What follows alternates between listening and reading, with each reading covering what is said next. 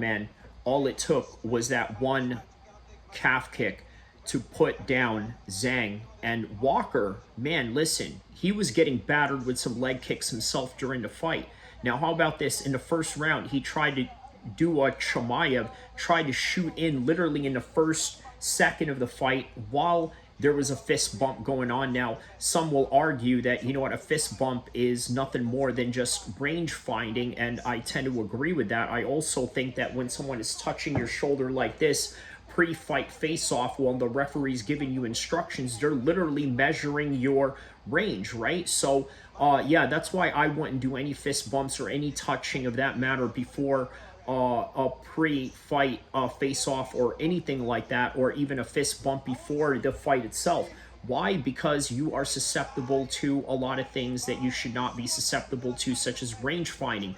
But on any regard, it was a great back and forth. Obviously, the first round, I gave it to Zhang. But then in the second round, here comes Johnny Walker with just one kick and ultimately changes the entire dynamic of the game. Now, here's another thing that I was sort of concerned about, right? I felt like Marc Goddard was letting the shots go way too much.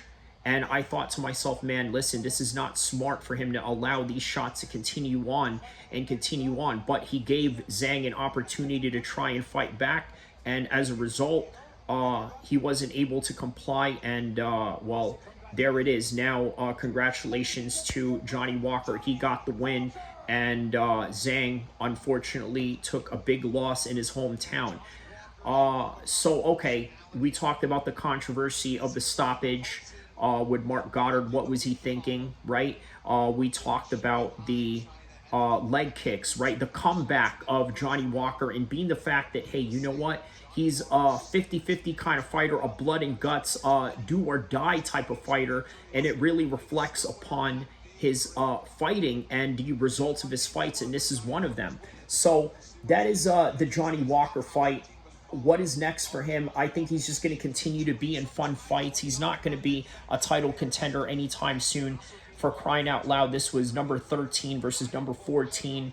Still, they are ranked nonetheless. It is a great fight because of that, a ranking involved, but it's not top 10, and that's indicative of the performance overall, even though it was a very entertaining fight. Brian Ortega got outstruck by Aljamain Sterling, and at the end, Aljamain Sterling was actually able to land a leg kick. And then on top of it, how about just the nasty tweets that his ex had said after, saying that, well, this is what happens when you don't really want to change, or don't really make an effort to, be a grown man and try something new or something different, something to that extent.